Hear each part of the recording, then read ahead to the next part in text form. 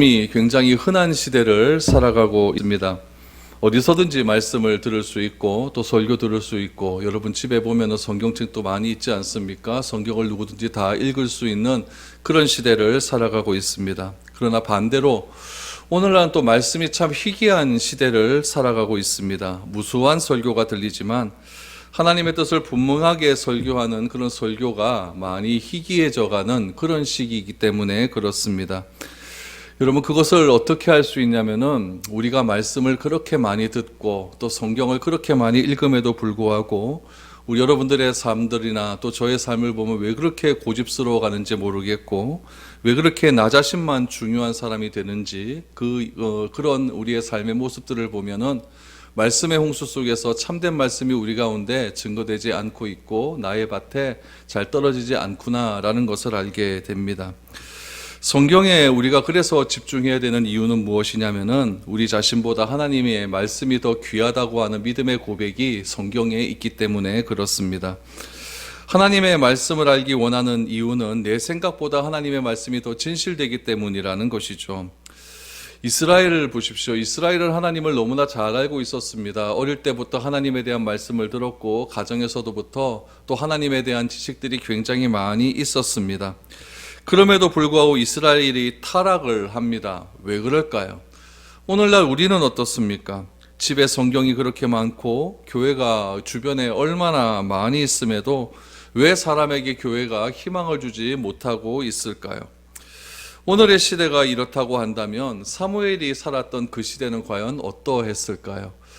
오늘 이 사무엘의 시대적인 상황들을 바라보면서 오늘의 상황들을 다시 한번 되새겨 보았으면 좋겠습니다. 그래서 이런 시대 속에서 우리가 또다시 해야 할 일이 무엇인지를 한번 살펴보고, 우리가 그것에 대한 대안이 무엇인지까지 한번 생각해 보았으면 좋겠습니다.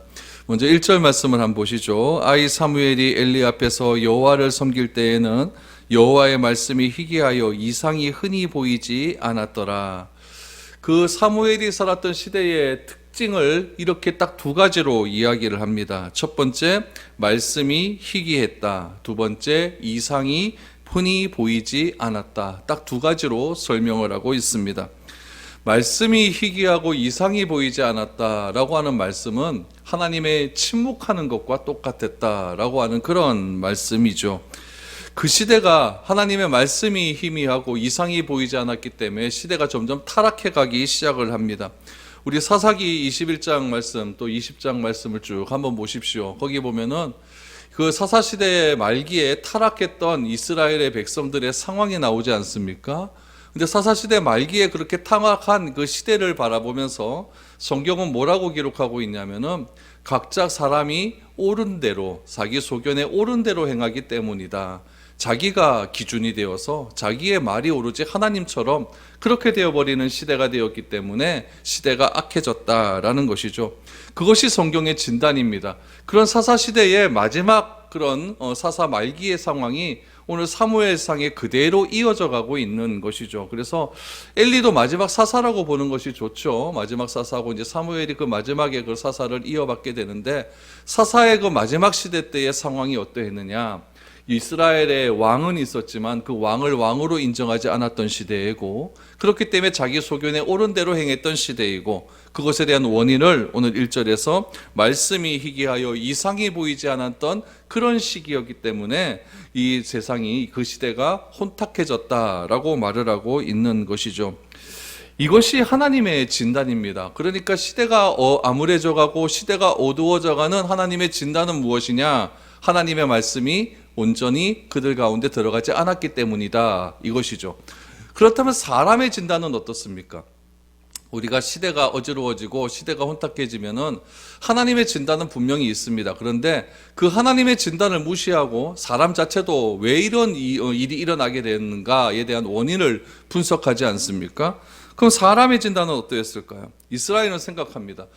우리가 뭐 잘못한 것이 뭐 있나? 우리가 잘못한 것이 뭐 있나? 우리는 가나안 사람들처럼 바알과 아세라에게 절도 하지 않고, 바알과 아세라에게 먹을 거 달라고 하지도 않고, 우리는 하나님을 믿으면서 그렇게 우리는 농사 지으며 먹고 살고 있었고, 또 우리는 때에 따라서 하나님께 가서 예배 드리고 있다.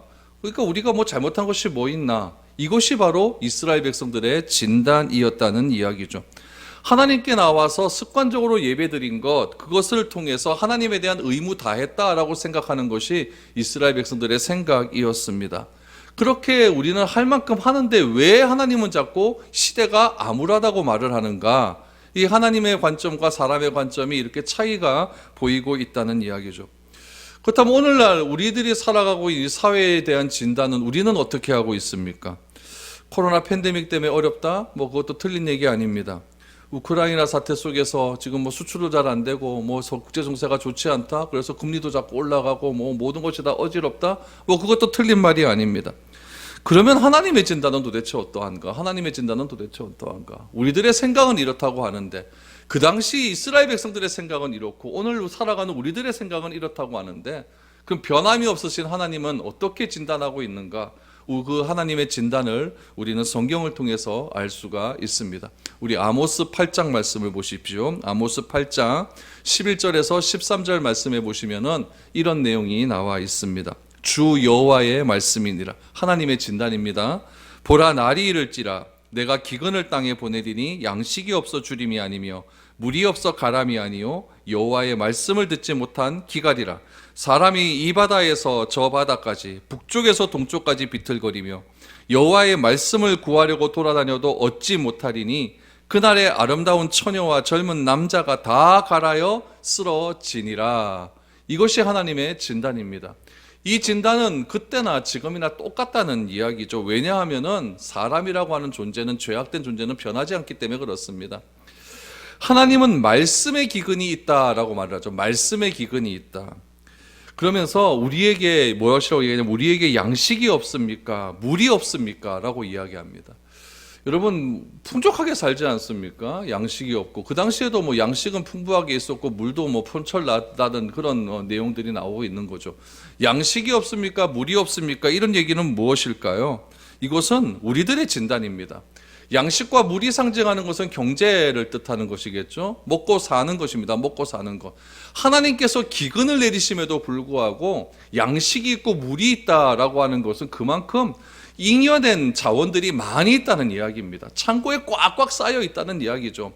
그런데 기근이 내렸어요. 비가 오지 않습니다. 농사는 흉년이에요. 그런데 우리 집안의 창고는 꽉꽉 차 있어요. 그럼에도 하나님께서 그런 상황들을 바라보시면서 진단하는 것이 이것은 기근이 그냥 비가 내리지 않아서 흉년이 온 것이 이것이 그냥 우리가 먹고 사는 것에 대한 흉년을 뜻하는 것이 아니라 말씀의 기갈이다. 말씀의 기갈이다. 그래서 젊은 청년들이 헤매기 시작하는 거예요.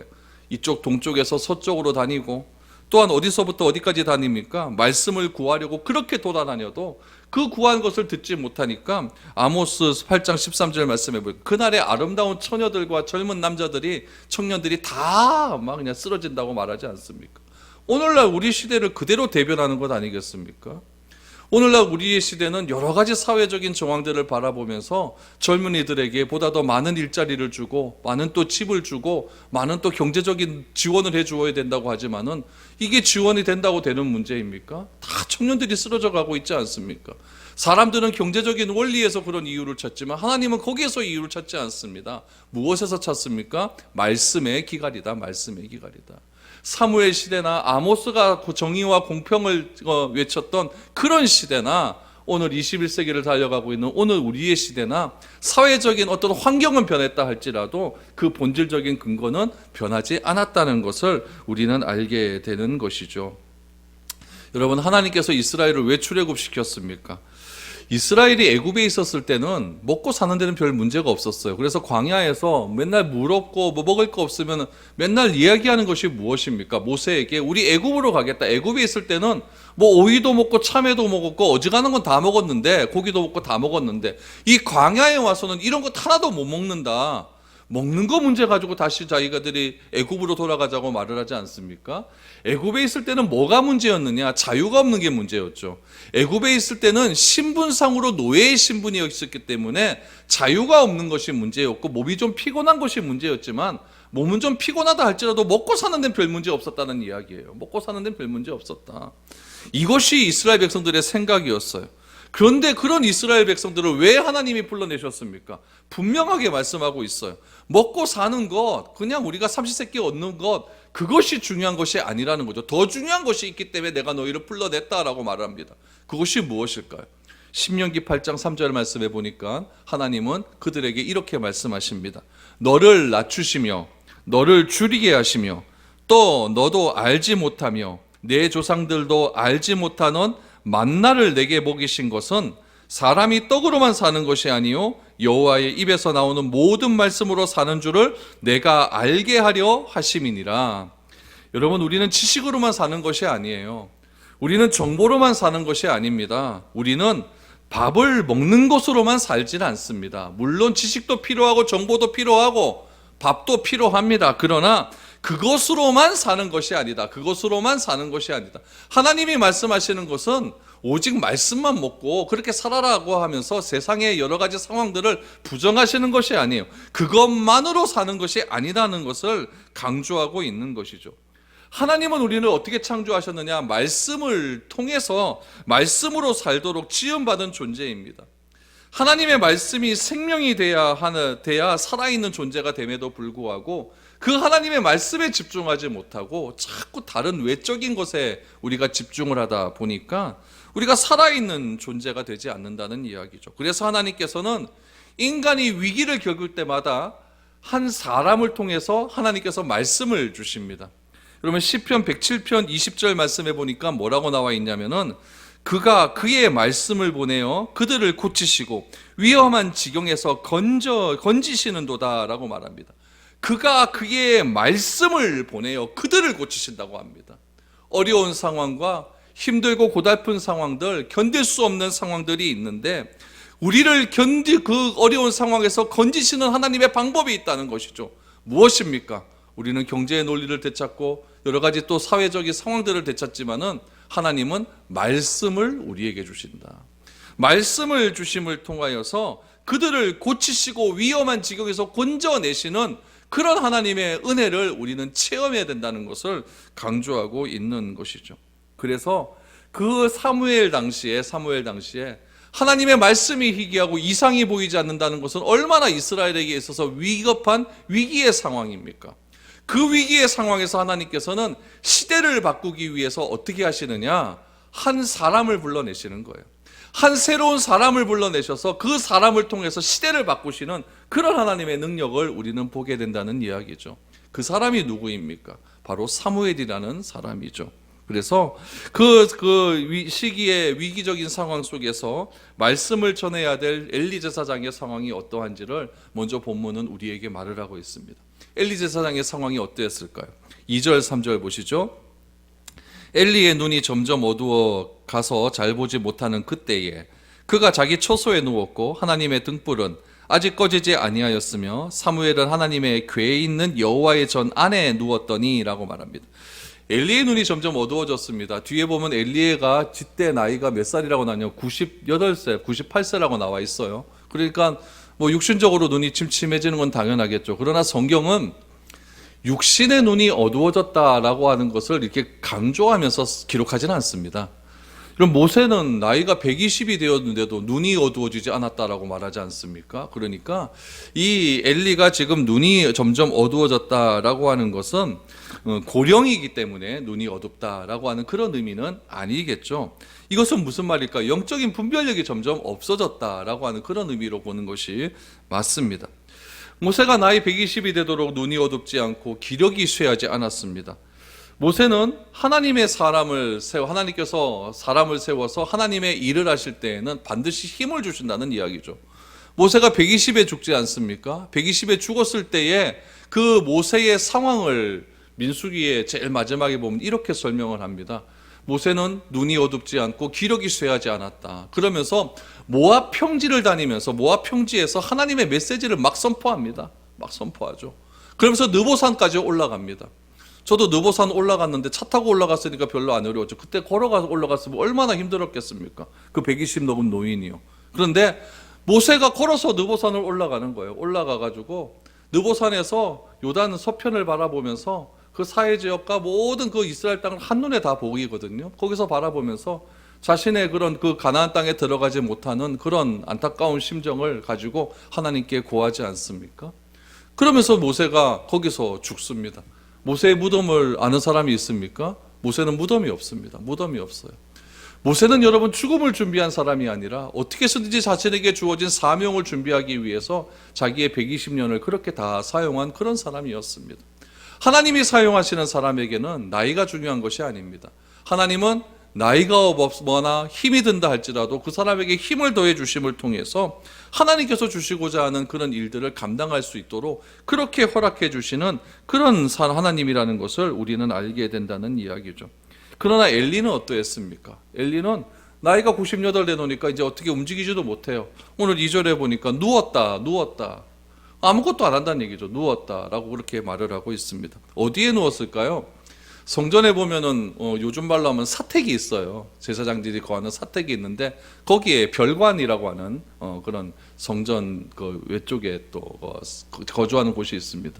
거기에 누워 있었을 것이고, 지금 사무엘은 어디에 있는 거 보십시오. 여호와의 전 안에 누웠다. 그러니까 사무엘은 성전 안에 있는 겁니다. 그러니까 그때 당시는 어떤 건물로 된 것이 아니라 천막으로 된, 실로의 천막으로 된 그런 성전이었거든요. 그 안에 있는 것이죠. 그 안에서 사무엘은 잠을 자고 있는 것이고, 엘리는 어떻게 하고 있었느냐? 별관에서 이렇게 누워 있는 그런 상황이었습니다. 그럼 엘리는 어떠했느냐? 엘리를 비롯한 그 당시의 아들들 홈리와 비느하스는 하나님의 말씀에는 별로 관심이 없었습니다. 홈리와 비느하스의 관심은 무엇이었습니까? 먹는 데 있었죠. 먹는 데. 하나님의 제물이 있는데 그 제물은 허벅다리와 가슴살을 먹어야 됨에도 불구하고 우리 지난주에 말씀에서 보았듯이 꼬챙이 갖고 와서 자기가 꾹꾹 쑤셔 먹어, 좋은 거 있으면 그거 먹었다고 말하지 않습니까? 삶아 먹는 고기 너무나 지겨우니까 이제 굽어 먹겠다라고 말하면서 기름은 하나님께 드려야 함에도 불구하고 기름을 내놔라라고 그렇게 말하는 그런 엘리의 두 아들, 거기다 한 걸음 더 나아가서 하나님의 그런 재물을 다 자기가 취하는 것도 모자라서 이제는 성전 안에서 도움을 주는 여인들과 동침하는 그런 성적인 범죄까지 저지르지 않았습니까? 이런 일을 누가 듣습니까? 엘리가 다 들었음에도 불구하고 엘리는 뭐라고 이야기하죠? 지금 이상한 소문이 들린다. 너 그렇게 하지 마. 이게 끝이었습니다. 이게 끝이었죠. 이게 엘리와 엘리의 두 아들의 상황이었다는 이야기죠. 엘리 또 어땠습니까? 한나가 성전에 나와서 기도합니다. 기도하는데 한나가 기도하는 그 소리를 듣고 술에 취했으니까 술 먹지 말아라라고 하는 이상한 소리를 하고 다닙니다. 이런 시대를, 이런 상황을 분별하지 못하는 엘리의 상황을 눈이 어두웠다라고 표현하는 것이고, 이렇게 시대를 이끌어가야 될 영적 지도자가 시대를 읽지 못하는 그런 상황에 있으니까 점점 사사시대의 말기는 안 좋은 암울한 상황으로 그렇게 번져가기 시작하는 겁니다. 그런데 다행인 것은 무엇이냐? 3절에 보시면은 하나님의 등불이 꺼지지 않았다라고 말을 합니다. 하나님의 등불이라는 것은 무엇이냐면은 성전에 보면은 등불이 있어요. 등불이 있는데 그 등불을 감람유를 넣어서 이렇게 기름을 넣어서 이렇게 항상 등불이 꺼지지 않도록 하거든요. 그런데 그 등불이 불을 다시 켜는 순간이 있어요. 그러니까 24시간 계속 돌아가는데 그 기름이 다 떨어지면은 등불이 떠지게 되니까 기름을 다시 채워 넣는 순간이 있어요. 그때가 언제냐면 새벽입니다. 그러니까 사무엘이 그 성전 안에서 잠을 잤다라고 하는 것을 보아서는 사무엘이 그 감람유의 그 기름을, 등불의 기름을 이렇게 넣는 그런 역할을 했을 것으로 그렇게 추측이 될 수가 있는 것이죠. 하나님의 등불이 꺼지지 않았다라고 하는 것, 성소를 항상 비췄다는 이야기고, 또 다른 말로 영적으로 우리가 해석을 한다면은 그래도 하나님의 은혜는 지속되어져 가고 있다. 하나님의 등불이 꺼져, 하나님의 말씀의 빛이 꺼져가지 않도록 하나님은 그래 사무엘을 지금 주목하고 있다라는 것을 오늘 3절을 통해서 알 수가 있는 것이죠. 그래서 하나님께서는 그렇게 지금 시대를 바꾸어 가기를 원하시고 있는 겁니다. 4절을 보십시오. 하나님께서 성소에서 잠을 자고 있는 사무엘을 부릅니다. 4절에 여호와께서 사무엘을 부르시는지라 그가 대답하되 내가 여기 있나이다. 하나님은 누워 지내고 있는 엘리 제사장, 타락한 홈리와 비느하스, 그래서 제사에 너무나도 익숙해져서 간절함도 없고 기대감도 없는 이들을 향해서 이들을 하나님께서는 버리시고 새로운 시대를 이끌어갈 사람을 부르십니다. 그 사람이 누구였느냐? 사무엘입니다. 이때 사무엘의 나이가 12살입니다. 그러니까 아주 어린 나이, 초등학교 6학년쯤 되는 그런 나이 아닙니까? 하나님은 꺼져가는 등불을 꺼뜨리지 않기 위해서 사무엘을 지금 부르고 있는 겁니다. 사무엘을 부릅니다. 사무엘아라고 불렀더니 4절에 내가 여기 있나이다. 본문의 시대가 어떤 시대라 그랬죠? 사사 말기 시대라고 말씀을 드렸습니다. 여호와의 말씀이 오늘 1절에 보니까 희귀하던 시대, 이상이 잘 없는 그런 시대에 하나님께서 계시의 말씀을 엘리 제사장에게 주는 것이 아니라 사무엘에게 주고 있습니다. 이 순간 사무엘은 어머니로부터 태어나기 전부터 나신인으로 구별된 사람 아닙니까? 나는 머리를 안 깎겠다, 하나님께서 주시면 머리를 깎지 않고 하나님께 드리겠다라고 말하면서 나신인으로 그렇게 소원했던 어린 사무엘, 그냥 이름 없는 레위 지파의 한 아들로 태어난 사무엘에게 하나님께서 선지자로서 제사장으로서 소명을 받는 그런 순간이 오늘 본문에 등장을 하게 됩니다. 그래서 하나님께서는 이스라엘의 새로운 출발을 하겠다라고 하는 음성이 어떤 음성이었느냐? 사무엘아라고 하는 그런 음성이었다는 이야기입니다.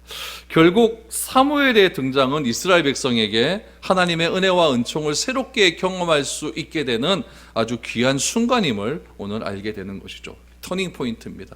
이제 하나님의 말씀이 희귀해져가는 그런 시대에서 하나님의 말씀이 새롭게 등장하는 그런 시대로 변모하는 말씀의 그 포인트가 오늘 4절 말씀입니다. 사무엘아라고 부르죠. 내가 여기 있나이다.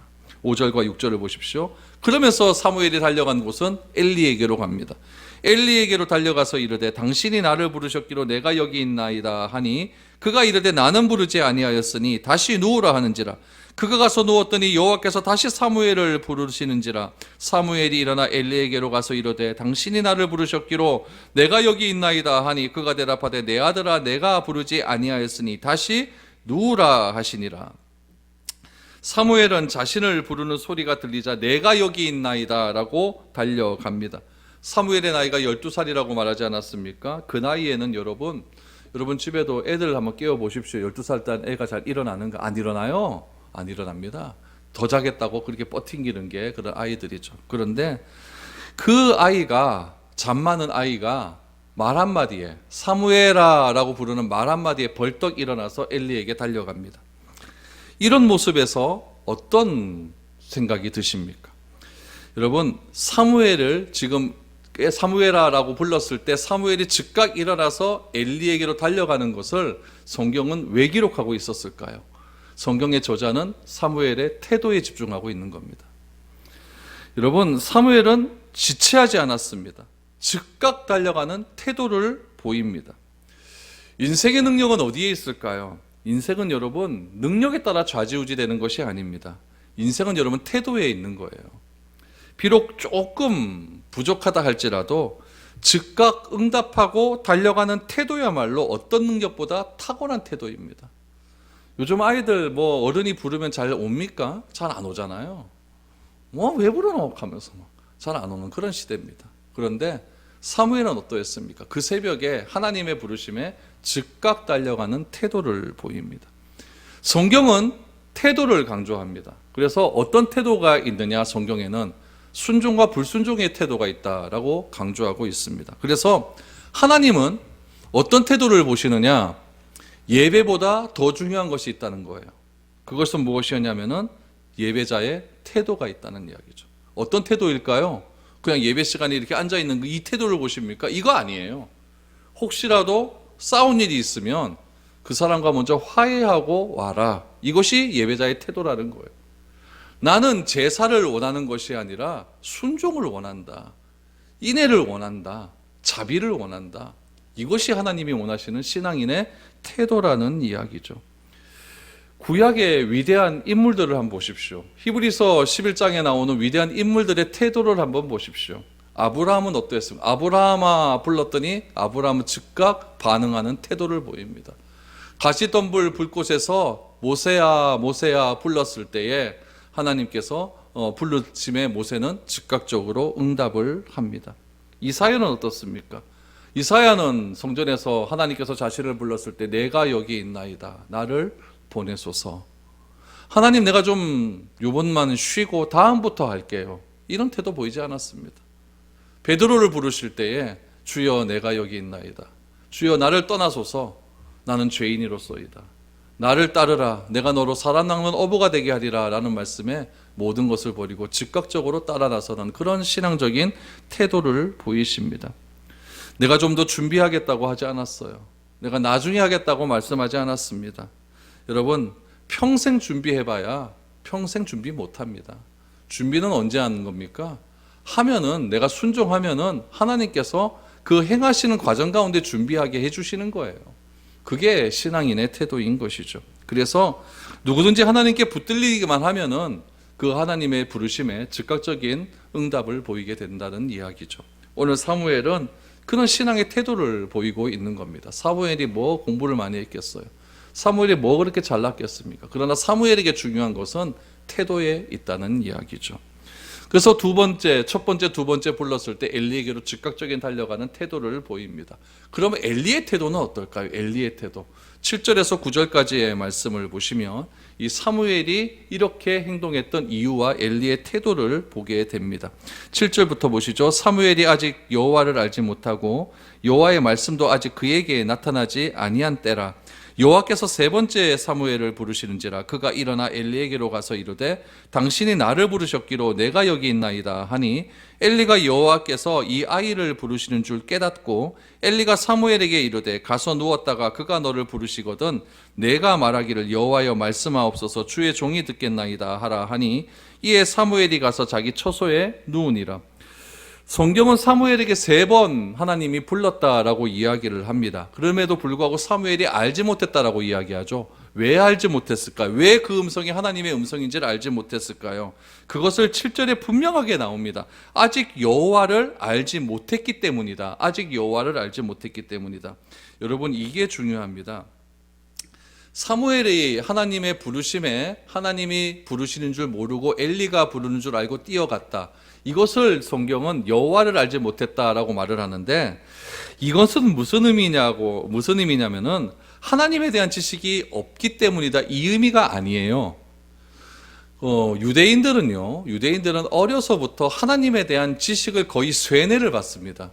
그러니까 어려서부터 하나님에 대한 지식은 충분하게 있었어요. 그럼 뭐가 없었느냐? 이 안다라고 하는 말이 무엇과도 있냐면 관계하고도 연결되어 있습니다. 여러분, 친밀한 관계를 맺는다라고 하는 것은 그 관계 속에서 그 사람을 안다라는 이야기죠. 그래서 여러분, 사랑하고 관계가 진하면 진할수록 오늘 뭐 했는지가 궁금해요. 그래서 오늘 뭐 했노? 오늘 누구 만났노? 뭐 이런 얘기 많이 하지 않습니까? 그러니까 사무엘이 아직까지 하나님을 알지 못했다라고 하는 것은 지식은 있는데 하나님과의 아주 밀접한 관계는 부족했다라는 것을 뜻하는 것이죠.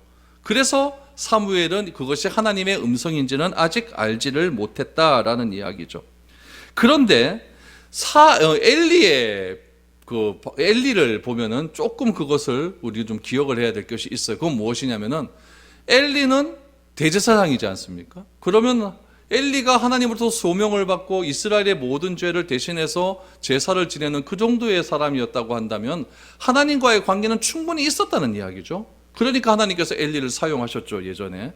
그런데 사무엘이 첫 번째 하나님의 음성을 듣고 두 번째 하나님의 음성을 들었을 때 엘리에게 달려옵니다.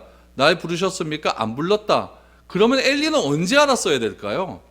자기는 부르지 않았는데 사무엘이 뛰어왔어요. 그러면 첫 번째 불렀을 때 알아야 됩니다. 근데 엘리가 그걸 몰랐다는 얘기는 무엇이냐면은 눈이 어두워졌기 때문에 그렇습니다. 영적인 분별력이 없기 때문에 그렇습니다. 근데 세 번째 불러서 또 오게 되니까 엘리가 그제서야 압니다. 왜 알았을까요? 과거에 뜨거웠던 경험은 기억이 있거든요. 지금은 밋밋해서 거의 화석과 같은 그런 신앙생활을 하고 있지만 과거에 그래도 나름대로 하나님께 예배드리고 이스라엘의 모든 죄를 대속했던 그런 뜨거웠던 열정이 있었을 때 하나님과 친밀한 교제를 가졌던 그때를 엘리는 기억하고 있었던 거죠. 지금은 엉망입니다. 그때 과거의 기억 속에서 이게 하나님의 들으시는 음성이구나라는 것을 깨닫게 되는 겁니다. 그래서 사무엘에게 이야기하는 거죠. 하나님이 부르시는 거다. 그러면 어떻게 얘기해야 되느냐? 주여 내가 여기 있나이다 말씀하옵소서라고 이야기하면 된다라고 말을 하고 있는 것이죠. 결국 사무엘에게 엘리는 하나님의 음성을 들을 때 이렇게 반응해라 라고 알려주었습니다. 이것이 여러분 관계의 중요성입니다. 저는 그동안 계속해서 여러분들에게 하나님에 대한 지식, 알을 강조했죠. 그런데 그 지식과 알미 화석화되지 않기 위해서는 어떻게 된다고 말씀을 드렸냐면, 그것이 지식이 성령의 은혜를 통해서 성화되어 믿음에 이르러야 된다라고 말을 합니다. 성령에 이르러서 지식이 승화되어 믿음에 이르는 것이 무엇이면 하나님과의 친밀한 관계가 이어지는 관계거든요. 그것이 이어지지 않으면은 내가 굉장히 민감해지지 못하고 무던해집니다. 그냥 화석화되어져 버리는 것이죠. 오늘 엘리처면요. 그래서 내가 과거에 내가 뜨거웠던 그때 생각하면서 내 나머지의 평생의 신앙생활을 하려고 하는 그런 어리석음이 우리에게도 있다는 것을 기억하시기를 바랍니다. 사무엘이 엘리로부터 그런 하나님의 음성을 들었을 때 어떻게 해야 되는가에 대한 반응을 듣습니다. 10절 11절 보시죠. 여호와께서 임하여 서서 전과 같이 사무엘아 사무엘아 부르시는지라. 사무엘이 이르되 말씀하옵소서. 주의 종이 듣겠나이다 하니, 여호와께서 사무엘에게 이르시되 보라, 내가 이스라엘 중에 한 일을 행하리니 그것을 듣는 자마다 두 귀가 울리리라. 사무엘의 이름을 하나님이 두 번 부르지 않습니까? 하나님께서 사람의 이름을 두 번 부를 때는 뭔가 특별한 일이 있을 때 두 번 불러요. 이게 재미가 있어요. 하나님께서 두 번을 부를 때는요, 이런 상황이죠. 첫 번째 상황은 어떤 사람이냐면 부르실 때 불러요. 부르실 때. 그래서 아브라함아 아브라함아 이렇게. 아담을 부를 때도 아담아 아담아 이렇게 부르지 않습니까? 그것도 또 부르실 때 부르지만 또 한 군데는 언제 부르냐면 급할 때 부르십니다. 아브라함이 이삭을 죽이려고 칼을 탁 내밀었을 때 아브라함아 아브라함아 그리하지 말아라. 그러니까 하나님이 급하실 때 사람의 이름을 두 번 부르거든요. 사울이 사람을 죽이려고, 그리스도인을 죽이려고 다메섹으로 갔을 때 부활하신 예수님께서 사울을 부르지 않습니까? 사울아 사울아 내가 왜 나를 핍박하느냐 이렇게 부르십니다. 베드로도 예수님께서 기도 좀 같이 해줘라 라고 했을 때 베드로가 기도 않고 자꾸 조니까 베드로야 베드로야 왜 깨어 기도하지 못하느냐. 깨어 기도하라고 할 때도 베드로의 이름을 두 번 부르십니다. 여러분, 참된 준비는 무엇일까요? 참된 준비는 딴 게 준비함이 아닙니다. 참된 준비는 순종이 준비함입니다. 순종이 준비함이라는 사실을 기억하시기 바랍니다. 순종보다 더 완벽한 준비함은 없습니다. 하나님께서는 우리를 사용하실 때 사용하시면서 준비시키시고 사용하면서 훈련시키십니다. 그러므로 내가 하나님께 쓰임을 받으면서 기도하면서 나의 부족함을 고백하기만 하면은, 하나님과 의논하기만 하면 하나님께서 지혜도 주시고 하나님께서 모든 것을 다 준비시켜 주신다는 사실을 알게 됩니다. 오늘 사무엘은 알지 못했어요. 준비함이 하나도 없었어요. 그냥 하나님의 존재만 알고 있었어요. 그런데 하나님께서는 그 어린 사무엘을 부르십니다. 그리고 사무엘을 통해서 우리 다음 주 12절부터 보겠지만은 엘리 집안에 내릴 저주를 다시 한번 확인시켜 주십니다. 그러면서 이제는 어떻게 이 시대가 이어져 가게 되는지를 사무엘에게 하나님께서 하나하나 설명해 주기 시작을 합니다. 몇 살 때요? 12살 때요. 여러분, 바라기는 나는 부족하지만 하나님은 완전하다는 그런 믿음이 우리 가운데 있기를 원합니다. 내 생각하면 내가 뭐 할 수 있겠습니까? 그러나 하나님은 완전하시기 때문에 부족한 나를 들어서셔서 완전한 하나님께서 나를 바꾸어 주신다는 그런 믿음을 가지고 그렇게 우리가 순종함의 자리, 순종함의 태도를 보이는 것이 중요하다는 것을 알게 됩니다. 우리 하나님의 부르심에 늘 민감함으로 그렇게 나아갈 수 있기를 바랍니다. 그래서 우리의 태도가 하나님 앞에서 어떤 태도를 보이느냐에 따라서 우리의 신앙이 결정된다라는 것을 기억하시기를 바랍니다. 성경은 그 태도를 순종과 불순종 딱 두 가지로 결정하고 있습니다. 이런 생각을 하시고 항상 하나님 말씀에 순종하며 그렇게 우리 시대를 이끌어갈 수 있는 그런 저와 여러분들이 될 수 있기를 바랍니다.